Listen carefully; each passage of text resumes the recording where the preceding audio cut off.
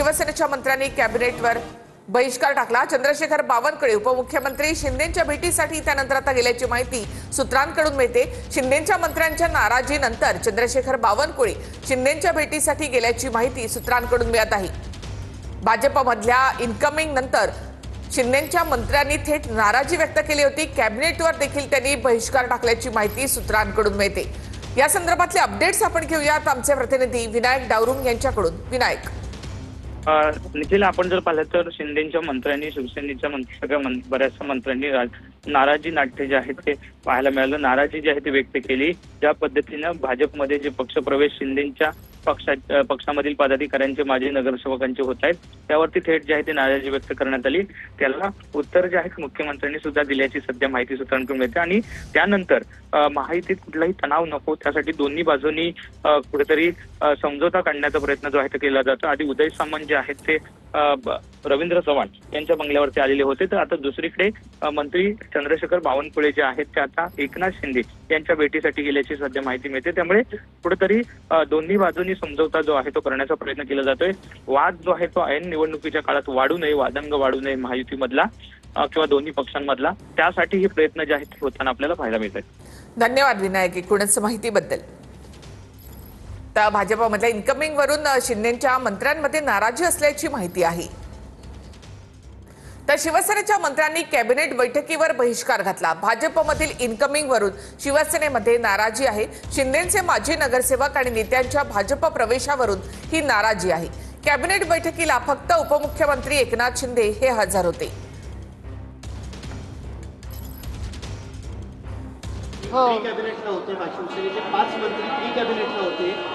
Pre कॅबिनेटला Eknath Shinde नाराजी व्यक्त केली आणि बहिष्कार म्हणून ते कॅबिनेट बैठकीला आले। मला वाटतं शिवसेनेचे कोण कोण नव्हतं, तुम्ही सांगा ना मला, कोण नव्हतं? पाटील होते, बैठकीला नव्हते। हा, नसतील, पण जे होते त्यांची नावं सांगा ना। जे होते ते 7-8 मंत्री त्या ठिकाणी बैठकीला हजर होते।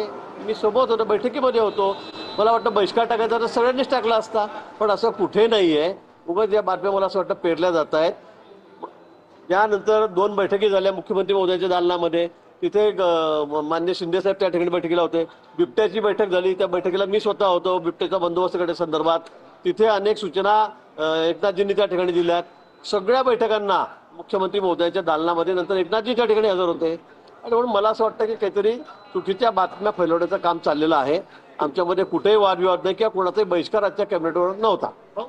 समजवण्याचा प्रयत्न का होता? बावनकुळे एकनाथ शिंदेना भेटायला गेले, उदय सामंत रवींद्र चव्हाणांची भेट घेण्यात, हे सगळं का भेटीला नाही, त्या संदर्भात मला माहित नाही कोण कोणाला भेटलं। मी तर सकाळपासून मंत्र्यालयात बसलेलं, खूप गर्दी माझ्याकडे आहे। पण आजच्या कॅबिनेटमध्ये शिवसेनेचा बहिष्कार होता हे म्हणणं अतिशय चुकीचं आहे, कारण त्या ठिकाणी बहुतांशी मंत्री जे आहेत शिवसेनेचे ते बैठकीला मंत्रिमंडळाचे हजर होते। बिबट्याची बैठक झाली, नाशिक, पुणे आणि अहिल्यानगर जिल्ह्यातला सगळ्यात मोठा प्रादुर्भाव आहे, तिथे काय निर्णय झाला, मुख्यमंत्र्यांनी काय सूचना केल्या ते आदेश दिले? नाही, अतिशय महत्त्वाचा प्रश्न सध्या राज्यामध्ये निर्माण झालेला ही वस्तुस्थिती आहे।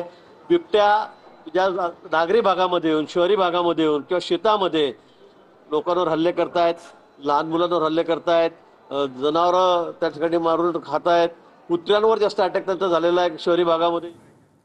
तर मंत्रिमंडळ बैठकीला न जाता शिंदेच्या मंत्र्यांनी फडणवीसांची भेट घेत नाराजी व्यक्त केली आहे। गुलाबराव पाटील, शिरसाट, सरनाईक, गोगावले यांनी फडणवीसांची भेट घेतली। मुख्यमंत्र्यांनी शिंदेच्या मंत्र्यांना चांगलंच सुनावलं।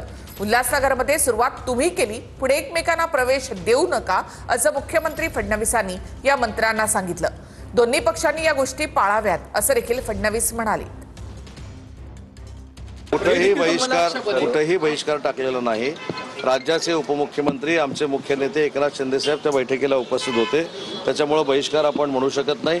आणि जे गैरहजर होते त्यांच्या अडचणी मी तुम्हाला सांगितलेल्या आहेत, त्याच्यामुळं मला असं वाटतं की बहिष्काराचा विषयच येत नाही।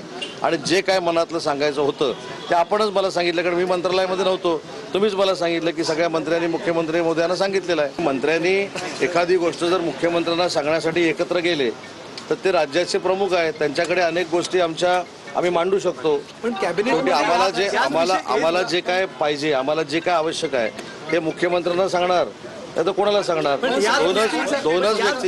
दोनच व्यक्ती अशा आहेत त्यांच्याकडे आमचं चांगलं वाईट आम्ही सांगू शकतो, ते म्हणजे शिवसेनेचे मुख्य नेते एकनाथ शिंदे साहेब आणि दुसरे राज्याचे मुख्यमंत्री म्हणून महायुतीमध्ये असल्यामुळं देवेंद्रजी.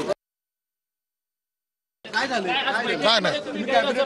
नाही काही नाही काही नाही नाही. दादा आज एकनाथ शिंदे यांच्या बैठकीमध्ये शिंदेच्या मंत्र्यांनी गैरहजेरी लावलेली होती. दादा नाही रे बाबा तसं काही.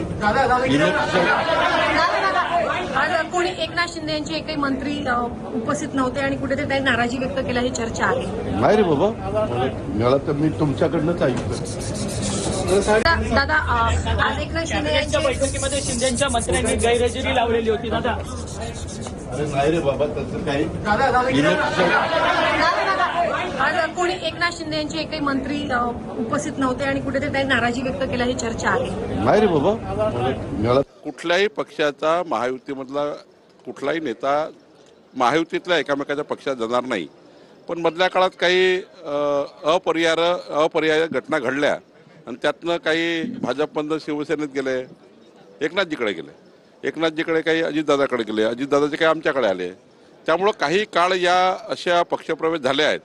पण माननीय मुख्यमंत्री देवेंद्र फडणवीसजी, एकनाथ शिंदेजी, अजितदादा पवारसाहेब हे तिघेही नेते त्या ठिकाणी बसून याबद्दलचा निर्णय घेतील.